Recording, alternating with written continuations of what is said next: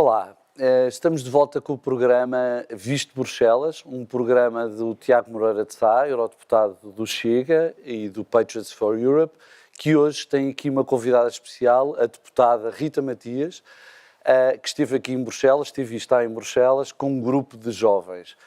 Eu vou começar pela Rita, obviamente, as senhoras primeiro, as meninas primeiro.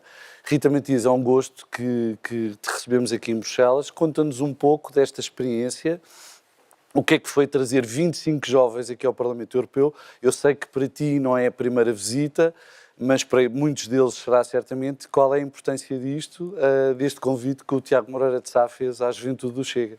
Antes de mais, queria cumprimentar-vos, agradecer pelo convite, cumprimentar também quem nos acompanha e dizer que trazer 25 jovens a Bruxelas é extraordinário.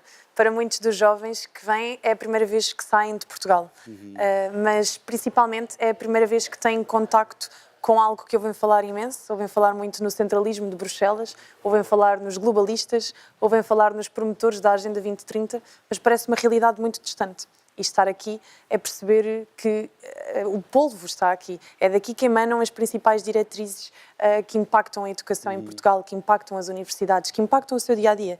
E por isto é fantástico e temos que agradecer ao Tiago, que participou na nossa Academia Política da Juventude e, na verdade, este convite foi uma forma de premiar aqueles jovens que estiveram ao longo de 3 dias a ser preparados, a ter formação, a ter debates políticos, a ter momentos de reflexão e depois foram brindados com esta oportunidade fantástica que agradecemos imenso. Tiago, lembras-te destes dias no Distrito de Viseu, não foi? Foi Exatamente. em São Pedro do Sul.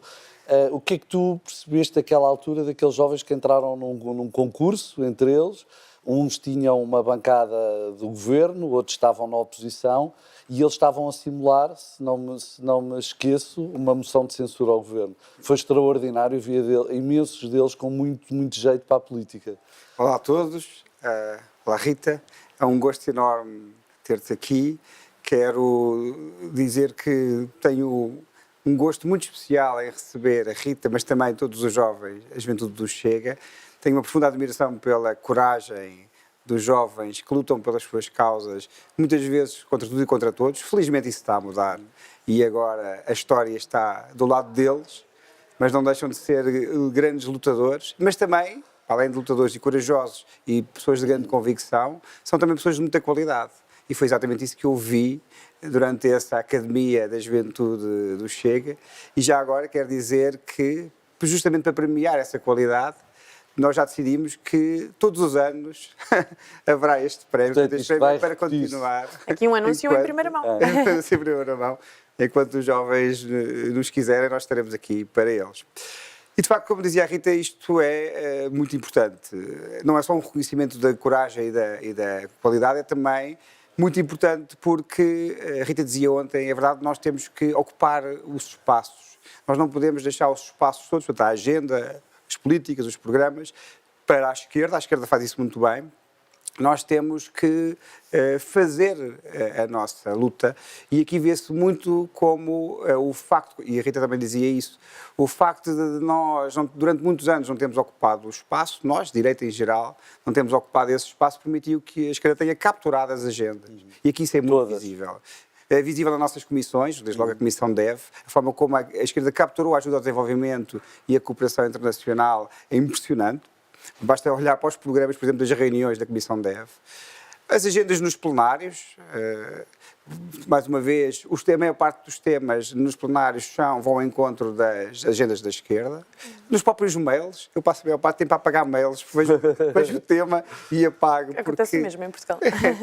São uma quantidade enorme de temas sobre ideologia de género, os temas do wokeismo, etc. E, de facto, isso acontece não acontece por acaso. Acontece porque durante muitos anos a direita deixou de ir à luta ou isso deu o espaço todo à esquerda ou então quis ser aceito pela esquerda com um complexo de direita, com um complexo que ser aceito pela esquerda, o que nunca aliás vai acontecer. Mas também há uma certa direita, e agora a questão, desculpa interromper-te, uma questão é para os dois, também há uma certa direita que se deixou capturar. Enfim, eu não vou utilizar a expressão que é mais das redes sociais, da direita fofinha, etc. Eu não gosto desse tipo de... Mas há claramente uma direita que está nas mãos de uma certa esquerda. Isto acontece em Portugal e acontece aqui, mas também deixou um campo aberto para partidos como o Chega.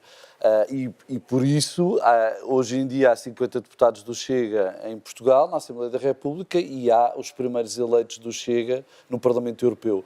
Do vosso ponto de vista, que direita é esta nova? Esta direita que nós aqui também temos usado a expressão 2.0, que vem substituir uma direita, enfim, capturada, para utilizar a mesma expressão, mas é uma direita sem ideias, uma direita que não tem uma agenda própria, que utiliza a agenda da esquerda e que, para os lugares, por exemplo, aqui na Comissão Europeia, no Parlamento Europeu, os lugares de topo, negocia os lugares com a esquerda. Rita? Olha, a pergunta está muito bem colocada e fez-me lembrar desde logo um novo livro do Jaime Nogueira Pinto que logo na sua introdução fala na realidade portuguesa que pode ser transposta também aqui para o cenário europeu, de que a direita que existia era a direita da esquerda, a direita que a esquerda admitia. Exato. E durante muito tempo as pessoas conservadoras, de direita, patriotas, estavam órfãs de respostas políticas e isso criou a oportunidade, o momento. E estamos nesse momento, estamos nessa oportunidade e é então que surgem vários partidos, como o Chega, que dão estas respostas. E esta nova direita como é que pode ser definida? Como uma direita popular, verdadeiramente popular, porque não é uma direita populista. não populista, mas popular porque não é uma direita elitista. Claro que tem elites, mas é uma direita que vem muito do povo comum, do cidadão comum que se confronta com estas agendas várias que íamos falando no dia-a-dia e que se choca e que até desperta para a política, e isto vemos muito nos jovens. Há muitos jovens que eram apartidários, que não tinham grande ligação à política e que despertam porque isso choca com o bom senso deles. E, portanto, é uma direita de pessoas simples, mas cada vez mais convictas que há outras agendas, que há outros movimentos que chocam contra a iniciativa privada, contra a liberdade, contra o crescimento económico. E ao constatarem isso no dia-a-dia, começam a perceber que é preciso alternativas. E essas alternativas escrevem-se com o nome do Chega, com o nome do Vox em Espanha, com o Rassemblement Nacional em França. E, portanto, acredito que estamos neste momento muito especial por isto, por sermos um movimento verdadeiramente popular, de bases inconformadas, que querem novas respostas. É curioso, porque o Tiago tem escrito muito sobre isto, quer como académico, quer agora com esta experiência como eurodeputado. Como é que tu vês este movimento, que é um movimento quase imparável? Portanto, estamos a ver isto um pouco por todo o mundo, mas sobretudo aqui na Europa e agora nos Estados Unidos. Aqui na Europa, como é que tu vês o crescimento destes movimentos, como dizia a Rita, muito ligados à insatisfação das pessoas?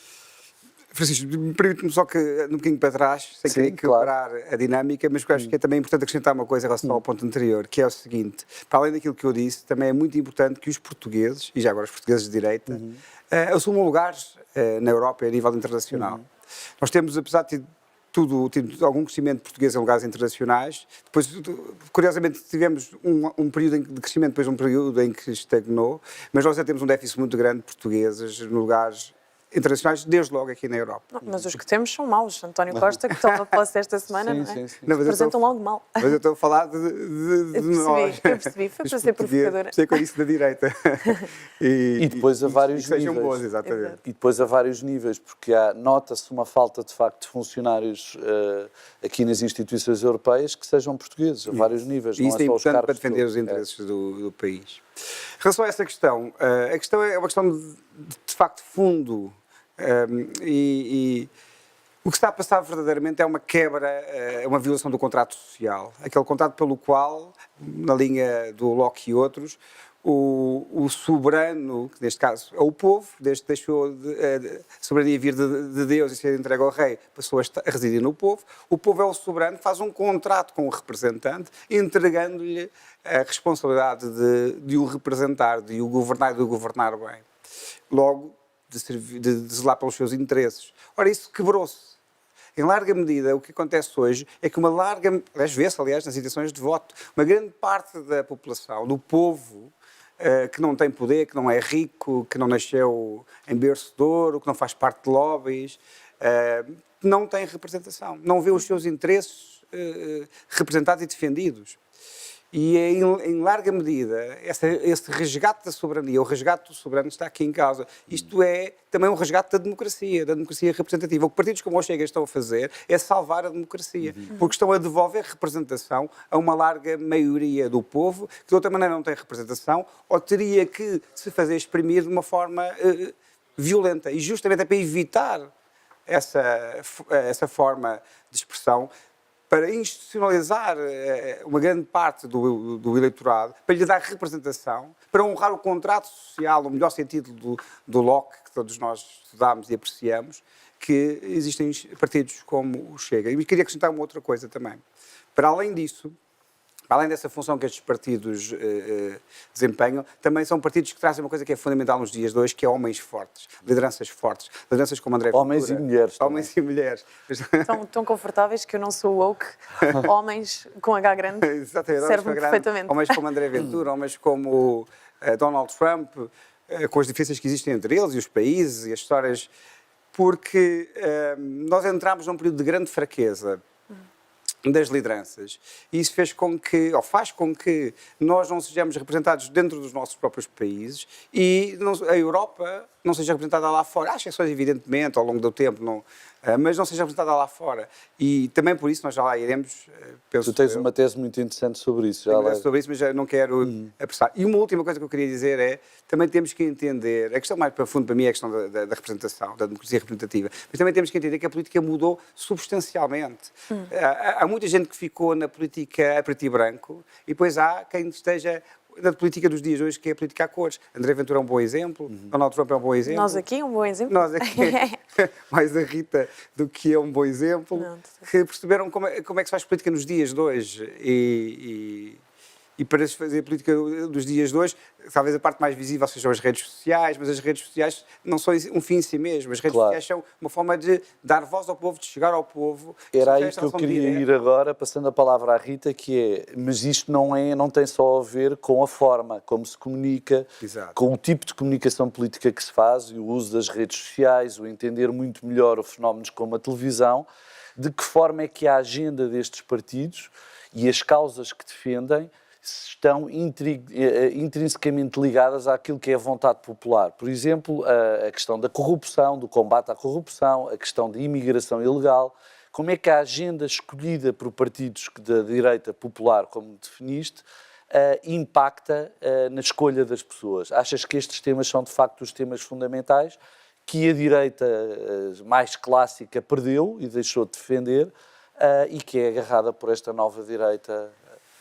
Essa pergunta faz-me lembrar os últimos debates que nós temos tido na Assembleia da República, onde temos alguns deputados, nomeadamente do PSD, CDS também, até a Iniciativa Liberal, que olham para os temas que o Chega coloca na agenda, o combate à corrupção, a questão da regulação da imigração, o combate à imigração ilegal, mas perceber também que mesmo a imigração regulada começa a ser cada vez mais forte e expressiva e os portugueses estão descontentes e costumam classificar estas nossas intervenções como conversa de café. E é esta arrogância que faz com que o cidadão comum olhe para nós e nos escolha para representar estes temas e que nós também queiramos representar estes temas por perceber que há um barrocismo, nem tenho forma como me adjetivar. Há uma arrogância por parte de algumas elites políticas e de alguns representantes que escolhem não olhar para certos temas porque parece que não têm nível suficiente.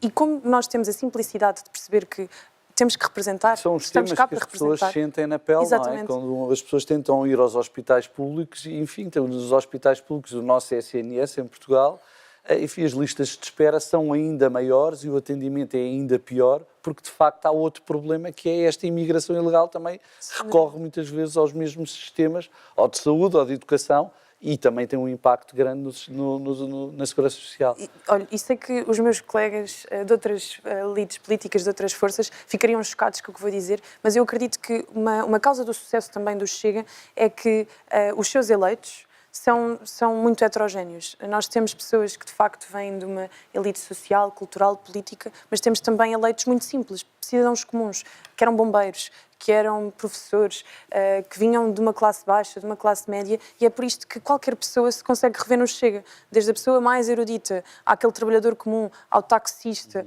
ao condutor de TVDE que fica escandalizado quando vê a forma como estes canais e meios têm sido utilizados para esquemas, para fraudes, para regular uma certa imigração descontrolada.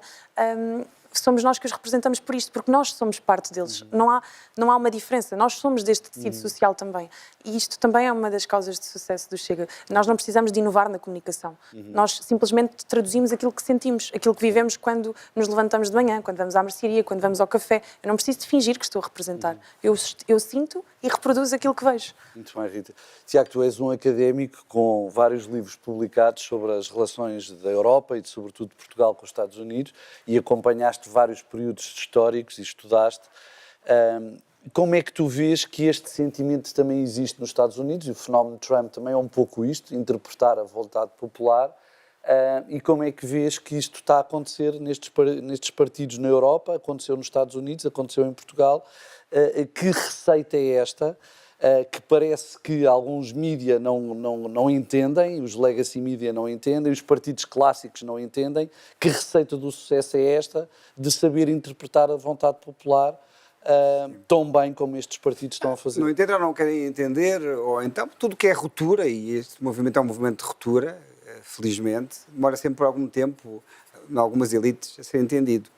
Mas esse ponto que estavam a falar é um ponto muito importante, porque este movimento não é um mero movimento de protesto, embora também seja, porque também há motivos para protestar. E protesto é uma coisa séria, uma coisa importante. Mas é muito mais do que isso. É um programa político com muito conteúdo. E um conteúdo que não deve ser desvalorizado, porque é um conteúdo sobre assuntos absolutamente fundamentais. A imigração descontrolada é um desses assuntos. Não só porque tem um impacto enorme na vida concreta das pessoas, no seu dia-a-dia, como tu dizias, nos hospitais, mas também nos salários, porque esmaga os salários, etc. Portanto, as questões socioeconómicas, na habitação e muitas outras áreas, mas que, de facto, colocam um problema sério de segurança, como se vê, aliás, aqui na Bélgica, ou em França, nós vemos isso no nosso dia-a-dia, ou um problema sério de segurança, mas também um problema sério de identidade, porque nós depois não temos capacidade de integrar esta gente. Não somos capazes, ao contrário, por exemplo, dos Estados Unidos isso conseguem fazer, embora também tenham um problema muito sério de imigração descontrolada. Nós não somos capazes que eles sequer respeitem os nossos valores fundacionais básicos e a nossa cultura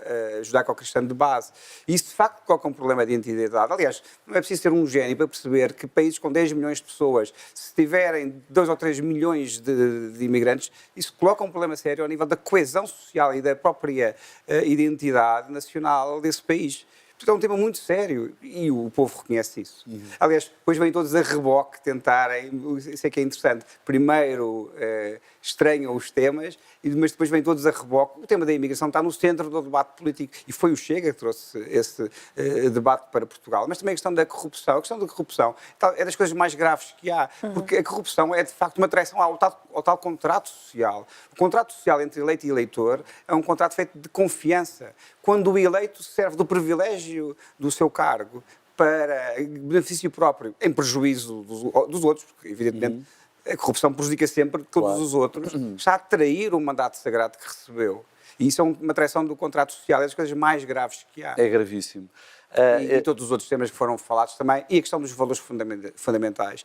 E ao mesmo tempo é bom ver que começa a ser possível as pessoas assumirem os seus valores profundos, porque a nossa força também vem muito da nossa convicção, ao contrário do que querem dizer os nossos detratores, que querem retratar-nos como oportunistas. Não. Isto tem muita convicção. E quando defendemos valores como a família, o valor do direito à vida, o valor do amor à pátria, do trabalho sério, etc., esta é uma visão de sociedade e o que é curioso, e uma visão de sociedade que é profundamente sentida, e o que é curioso é que as pessoas começam hoje em dia, e os jovens, de forma extraordinária, a assumir isto em qualquer espécie de complexo. Isso é que Se eu pudesse só fazer aqui claro uma pausa, porque o Tiago tocou num ponto muito interessante, que é a reafirmação dos valores. E nós falámos aqui sobre o tema da imigração.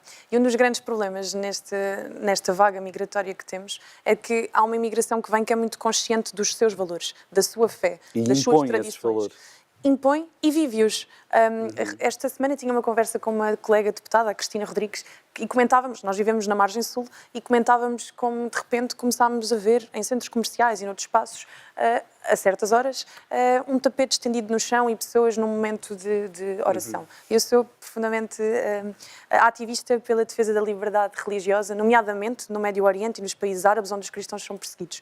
Mas o ponto que eu queria dizer é, quando é que foi a última vez que nós, cristãos, ou nós que somos patriotas, ou nós que temos algum tipo de valor basilar desta nossa cultura ocidental, expressámos de facto a nossa convicção? Quando é que foi a última vez que professámos a nossa fé publicamente? Ou quando é que foi a última vez que fomos a um museu ver as nossas obras? Quando é que foi a última vez que consumimos cultura portuguesa? E por isto é que nós estamos tão vulneráveis, porque nos esquecemos de quem somos, esquecemos de onde vamos. Baixámos as defesas. Baixámos as defesas. E quem vem com as defesas em altas, vem profundamente convicto. E por isto é que o nosso movimento é muito importante, um movimento de reacordar a nossa população, de despertá-los, num bom sentido, não o awake da cultura woke, um despertar realmente para voltarmos às nossas tradições. Não por tradicionalismo, de querer voltar para trás no tempo, mas porque não podemos caminhar para a frente sem sabermos de onde vimos. E portanto, peço desculpa por ter interrompido, Não, mas achei muito bem, Rita, muito bem. que era uma boa forma de casarmos os temas. Exato. Não, mas há o outro lado da moeda, que é, ao mesmo tempo, este movimento está a sofrer em Portugal. Tu sentes isso na Assembleia da República, sentes isso nos mídias portugueses, e tu, Tiago, sentes isso aqui em Bruxelas e em Estrasburgo, com as chamadas linhas vermelhas e os cordões sanitários, enfim, as duas expressões caminham em paralelo. Qual é, do ponto de vista de Lisboa e do ponto de vista de Bruxelas e Estrasburgo, a vossa visão sobre estes cordões sanitários, a forma de os contornar, a forma de acabar com eles, e o que é que será no futuro, o futuro da Europa e o futuro de Portugal, sem estes cordões sanitários? Porque isso vai acontecer de uma forma ou de outra, com o tempo. O tempo costuma resolver estas coisas. Tiago? Bom, há dois aspectos, há duas formas de olhar para esta questão. A primeira é partidos como o Chega, organizados na Europa sob a forma do Patriots for Europe, representam a terceira maior força do Parlamento Europeu e representam mais de 80 milhões de votos. Fazer cordões sanitários ou cancelamentos ou linhas vermelhas a esta realidade é um desrespeito total para estes 80 milhões de pessoas que votaram nestes partidos. O desrespeito é aos eleitores, não é a nós. E isso é inaceitável e é um péssimo serviço à democracia. Porque a democracia não é respeitar os votos quando são a nosso favor. Claro. É respeitar todos os votos, todas as opiniões de toda a gente. Portanto, não se pode, em nome da democracia, dar cabo da democracia, que é isso que muitos estão a fazer.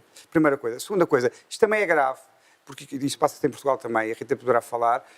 Isto significa que a direita antiga, a direita tradicional, digamos assim, a suposta direita, preferiu aqui, como prefere em Portugal, entender-se com a esquerda, o que significa fazer a agenda da esquerda. A esquerda não comete este erro. A esquerda não é ingênua. A esquerda percebe que nós somos o inimigo e assim se comporta.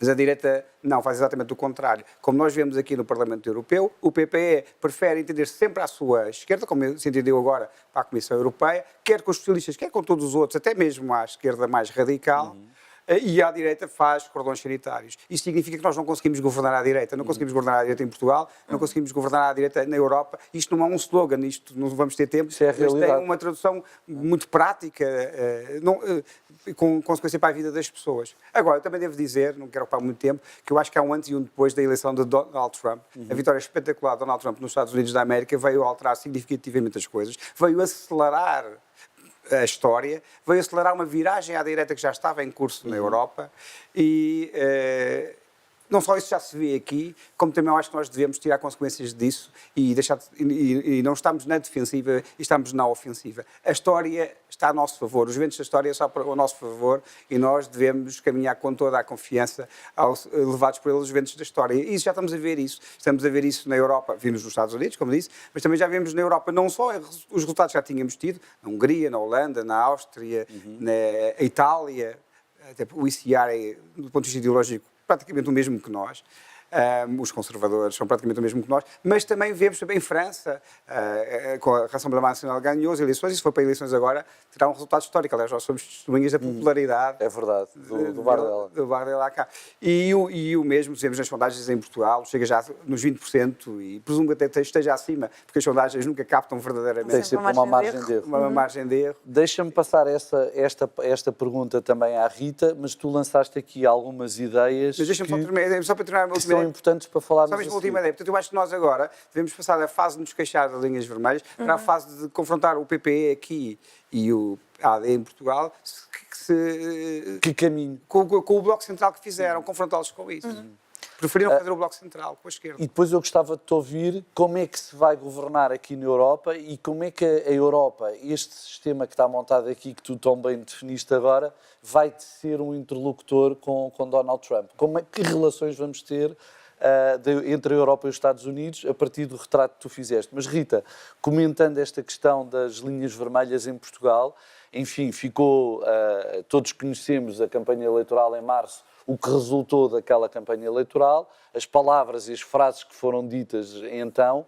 A verdade é que existe um governo de minoria no Parlamento, há um bloco central para grande parte das matérias, há um bloco central desde logo para a eleição do Presidente da Assembleia da República. Como é que tu vês este cordão sanitário que foi feito ao Chega e que todos os dias tu sentes na pele na Assembleia da República e quando fazes a tua ação política em Portugal? Eu tenho mesmo que aproveitar esta ocasião para dizer que é vergonhoso percebermos que a realidade portuguesa é em tudo semelhante àqui do Parlamento Europeu. Se calhar lá em casa não têm tanta noção pela distância entre Portugal e Bruxelas que a terceira maior força política, os Patriots, não tem capacidade de se fazer representar nas vice-presidências das comissões. Há uma série de questões logísticas onde vem o seu trabalho condicionado e isto é um ataque à democracia. Todos os partidos unirem-se contra a terceira maior força, que é o que acontece na Assembleia da República em Portugal também, é uma vergonha, porque um eleitor que tenha votado nos Patriots tem tanta legitimidade como um eleitor que tenha votado nos socialistas, ou nos verdes, ou nos liberais. Claro. O mesmo se passa em Portugal. Um eleitor que vota no Chega tem tanta legitimidade de ver a sua voz representada como um eleitor da AD ou como um eleitor do Bloco de Esquerda. E, portanto, isto é assustador, como o Tiago dizia, percebermos que, em nome da democracia, adotamos métodos profundamente antidemocráticos para cancelar vozes. Isto tem acontecido em todo o mundo. Vemos até cada vez mais, infelizmente, a utilização de meios de justiça, por exemplo, para silenciar e para eliminar opositores. Donald Trump corria o risco de poder estar afastado das eleições devido à politização da justiça. Graças a Deus não aconteceu. Acredito que, como o Tiago dizia, que vai ser uma vaga que vai contagiar todo o mundo. Está a acontecer mas em está França. a acontecer em França, com Marine Le Pen. E está a acontecer em Itália também com Salvini. Exatamente, como muitas das vezes também tentam condicionar o Chega, basta perceber. O Ministério Público neste momento está a investigar o Chega porque mostrou umas tarjas no âmbito do Orçamento de Estado para dizer que os legisladores, os deputados, estavam a legislar em causa própria e o que aconteceu foi, a partir do próximo ano, todos os deputados vão passar a ganhar mais 200 euros por mês. Era um valor que estava congelado do tempo da Troika e que foi descongelado agora. E isto mostra como a direita portuguesa, e para concluir, está completamente desorientada. Reparem que o Partido Socialista esteve no governo durante 8 anos. Poderiam ter feito este descongelamento, como fizeram noutras áreas, mas não o fizeram. E esperaram agora, num governo de direita, negociaram, enquanto a opinião pública achava que o grande tema era o 1% no IRC ou os 2% no IRC. A verdade era que nos gabinetes estava a ser negociado esta reposição no salário dos políticos. E vai ser a direita, PSD, AD, que vai pagar a fatura, porque esta medida é profundamente antipopular, numa altura em que não se podem aumentar salários de bombeiros, de polícias, de professores. Aumentar-se 200 euros o salário de deputados, por exemplo, é chocante para o cidadão comum. E a AD vai pagar esta fatura porque se senta com a esquerda, em vez de se sentar à direita e de fazer reformas necessárias. E, portanto, mostra que, de facto, esta direita nunca conseguirá crescer muito mais do que aquilo que é, porque está constantemente a ser penalizada pela esquerda. E, portanto, nós, a nossa direita, temos que perceber que não podemos contar com esta direita para nada, dão tiros nos próprios pés, portanto, são péssimos parceiros, e temos que continuar a caminhar para reafirmarmos a nossa voz, para conquistarmos mais lugares e surfarmos esta onda que está um pouco por todo lado, desde Donald Trump até Milei, que diz que com a esquerda não se negocia, Itália com Meloni, e fazermos, em Portugal também, garantirmos que André Ventura chegue a primeiro-ministro e que, eventualmente, alguns de vós, ministros de um governo verdadeiramente patriota. Eu não. Tiago, ouvimos a Rita sobre esta questão, que tu já tinhas pronunciado, mas lançaste aqui algumas achas interessantes para esta fogueira que estamos aqui a discutir, fogueira de ideias, que é a questão das relações Europa-Estados Unidos. Como é que uma Comissão Europeia completamente capturada, enfim, não só em termos ideológicos, por todas as ideologias que tu também tens falado, mas sobretudo em termos técnicos, políticos, em Bruxelas, em Estrasburgo, por um alinhamento completamente à esquerda, do centro para a esquerda, vai conseguir dialogar com Donald Trump. Quem é que tu vês como o interlocutor preferido de Donald Trump na Europa? Se é que consigo adivinhar quem será? E como é que estas relações vão acontecer? Porque há coisas muito importantes em cima da mesa, desde logo o conflito no Médio Oriente, a guerra na Ucrânia. Qual é a tua visão sobre isto? Exatamente, essa é a questão de fundo, porque eu não sei, eu espero que a guerra não seja inevitável, a guerra generalizada na Europa, mas sei que nunca estivemos tão perto da Segunda Guerra Mundial quanto hoje.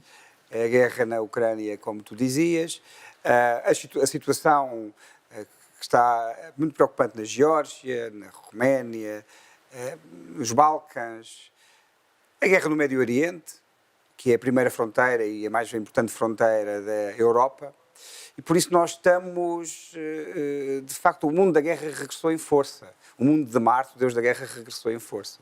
E nós temos que levar isto muito a sério. E o instrumento que nós temos mais importante é a dissuasão que resulta da relação transatlântica, da relação entre a Europa e os Estados Unidos da América, desde logo do chapéu nuclear norte-americano que a Europa não tem. Tem a França, tem o Reino Unido, mas nada comparado com os arsenais nucleares dos Estados Unidos ou da Rússia.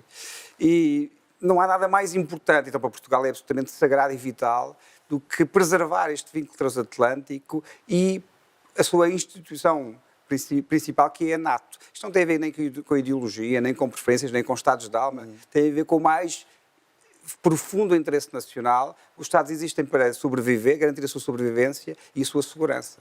Quem garante a sobrevivência e a segurança dos Estados europeus, inclusive é Portugal, é a relação transatlântica, é a NATO. E por isso eu fazia aqui um apelo, se me é permitido, a todos os líderes europeus, a começar pela Comissão, para que normalizem a relação com Trump. Nem que tenham que dar uma grande cambalhota em relação ao que fizeram no passado, para que normalizem a relação com os Estados Unidos, seja quem for o presidente norte-americano, que é, por vontade maciça dos norte-americanos, seja no colégio eleitoral, seja no voto popular, Donald Trump. Rita, sobre este tema, bem, tu conheces muito bem os partidos que compõem os Patriots, que antes eram a ID, tens tido relações não só com a juventude dos partidos, dos vários partidos, mas também com os líderes. Quem é que tu vês que na Europa possa ser o interlocutor de Donald Trump? Achas que vai ser Viktor Orban, vai ser Giorgia Meloni? Ou esse papel vai ter que ser assumido por António Costa, que é o presidente do Conselho Europeu, por Ursula von der Leyen, que é presidente da Comissão Europeia e que fez vários ataques, nós testemunhamos isso em Estrasburgo, a Viktor Orban, que assume neste momento a presidência rotativa da União Europeia. Portanto, esta relação, esta tensão, tu também sentes que ela existe e como é que ela vai ser resolvida? Era por isso que precisamos que André Ventura seja primeiro-ministro quanto antes, para ser também um interlocutor e poder mediar relações. Não, mas num tom mais sério, será certamente Viktor Orban e Meloni a conduzir esta ponte, e é uma ponte muito necessária. Eu até aproveitava para introduzir aqui um tema, visto que as conversas são como as cerejas, mas pode parecer forçado, mas importante. Eu tive a oportunidade de estar na COP29 no Azerbaijão e as pessoas estavam em pânico com a vitória de Trump, porque perceberam que, mesmo nas Nações Unidas, a vitória de Trump representa um travão a agendas que são absolutamente catastróficas para o nosso Ocidente. E por isto nós temos que fazer esta ponte, porque há muitas forças progressistas que vão querer cortar relações. E nesta altura em que os muros não são construídos por nós... Por exemplo, saem do X. É verdade, já se viu, Ana Gomes, que já voltou, entretanto, enfim, não percebo, já voltou, já percebeu onde é que está a popularidade, onde é que o povo está, e portanto já quis voltar, mas é o que é. foi uma birra muito curta, mas em relação a este tema das Nações Unidas, pronto, nós temos que perceber que podemos ser aqui então a ponte que liga esta nação tão importante para o Ocidente, os Estados Unidos, com também o interesse europeu. E neste sentido, dizia só uma coisa. Algo que aconteceu agora recentemente em Portugal foi o descongelamento do ISP, a taxa dos combustíveis, a taxa do carbono, aliás. E, portanto, os portugueses estão a pagar combustíveis caríssimos para financiar esta agenda verde. E as pessoas não sabem para onde é que estas verbas vão, deste fundo ambiental, mas vão, nomeadamente, para algo que foi negociado na COP, nas Nações Unidas, que é o Fundo de Perdas e Danos, onde todos os países se comprometem a dar anualmente 100 mil milhões de euros. Sem qualquer mecanismo de transparência, todos os países contribuem, a Europa contribui bastante, Portugal contribui na ordem dos 8 milhões, 9 milhões, não é imenso face a outros países, mas à nossa escala é muito, e não há mecanismos de transparência. Mas dizer o quê? Que das negociações houve um compromisso de aumentarmos a verba. Em vez de ser 100 mil milhões, passou a ser 300 mil milhões. E quem é que foi a grande voz de vamos colocar o pé no acelerador e avançar? Enquanto todos os países tentavam refriar, chegar-se atrás, foi o Bloco Europeu, foi a União Europeia que esteve a pressionar para aumentar e a própria União se comprometeu em pagar mais, trazer mais dinheiro dos contribuintes, dos portugueses, dos franceses, dos espanhóis, mais dinheiro dos alemães também, para este fundo que ninguém sabe muito bem como é que opera e para onde vai. E por isto dizer o quê? Que vozes como a do Tiago Moreira de Sá, a dos Patriots, são muito importantes porque colocam um freio nesta agenda, porque dizem que esta agenda verde está a ser utilizada para tornar o nosso bloco ocidental mais fraco do ponto de vista industrial, mais fraco do ponto de vista dos consumidores, mais fraco do ponto de vista de direitos. E por isto, fazer esta ponte toda numa altura em que Donald Trump cresce, em que esta direita cresce, temos que ser nós estas vozes, porque já percebemos que existiram muitas vozes de bloqueio. As instituições europeias vão tentar ao máximo silenciar esta administração e também as nossas direitas. E se não formos nós a fazer estas pontes, vamos continuar neste caminho autofágico de nos destruirmos por dentro, que não faz sentido nenhum. Muito bem. Tiago, para concluir, estamos mesmo no fim do programa. A Rita também já definiu aqui outras preocupações desta relação com os Estados Unidos. Voltava a esta tua especialidade, que tu tens usado muito e tens sido muito ouvido, quer aqui, quer em Estrasburgo. Esta relação que já é tensa, a partir de 20 de janeiro vai acalmar, que é a data da tomada de posse de Donald Trump, ou achas que os ânimos ainda vão exaltar-se com coisas tão preocupantes em cima da mesa como a questão da guerra da Ucrânia e a necessidade de se encontrar um caminho para a paz? Eu acho que a relação não vai ser fácil, até porque os países também têm interesses diferentes e devem defender os seus interesses. Donald Trump é normal que defenda os interesses americanos e nós temos que defender os nossos interesses, nós portugueses, os de Portugal e as instituições europeias da Europa. E, portanto, vai haver momentos de frição, não só em questões geopolíticas, mas sobretudo em questões económicas, em questões das tarifas, etc. É preciso negociar, porque o que nós temos em comum, os interesses que temos em comum são muito mais do que aquilo que nos divide, isso parece-me razoavelmente evidente. O caso da Ucrânia é um caso particularmente relevante. Eu tenho sido muito claro a esse respeito, e o Chega tem sido muito claro a esse respeito. Nós temos estado do lado da Ucrânia porque é do nosso interesse. O conhecimento básico de história permite perceber-nos que se a Rússia não for travada, como as grandes potências em geral, não tem nada contra a Rússia. Pelo contrário, eu sou um grande fã da cultura russa, da história russa. Tem nada a ver com isso, é pura geopolítica, puro realismo. Se a Rússia não for travada na Ucrânia, é uma questão de tempo até entrar pelas nossas casas. Quando digo as nossas casas, não será necessariamente Portugal, está no extremo oposto, mas dos países da Europa de Leste. Sempre foi assim, sempre será. Assim, as grandes potências têm esta visão de relações internacionais, é assim que se compõem os bálticos, exato, que se comportam. Portanto, é muito importante travar a Rússia na Ucrânia.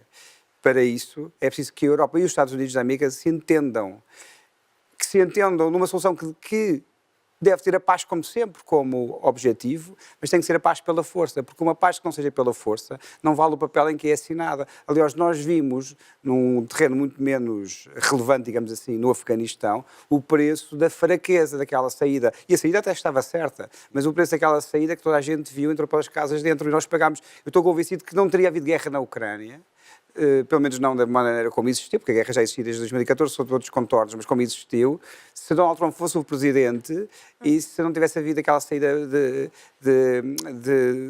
como aconteceu atribulada no Afeganistão. A administração Biden. E a administração Biden, e não é por acaso que A Rússia invadiu a Geórgia em 2008 com Obama, invadiu a Crimeia e parte do Donbass em 2014, peço desculpa, em 2008 com George Bush Filho ainda, em 2008 com George Bush Filho, depois em 2014 com Obama e agora com Joe Biden. A liderança pela força não é um slogan, é um clássico das relações internacionais. Os Estados como as pessoas respeitam a força e o poder. E nós precisamos ter nos Estados Unidos da América e na Europa líderes fortes e com capacidade de usar o seu poder e exercer dissuasão. O primeiro local onde tem que se entender para isto é na Ucrânia, não tenha mais pequena dúvida disso. Muito bem, muito obrigado, Eurodeputado Tiago Moreira de Sá, muito obrigado, Rita, deputada do Chega. Acaba assim mais um programa Visto Bruxelas, com o lema que o Tiago acabou de dizer, paz pela força. Este também foi um programa de força, pela primeira vez juntámos à mesma mesa uma deputada eleita pelo Chega e um eurodeputado eleito pelo Chega. Muito obrigado.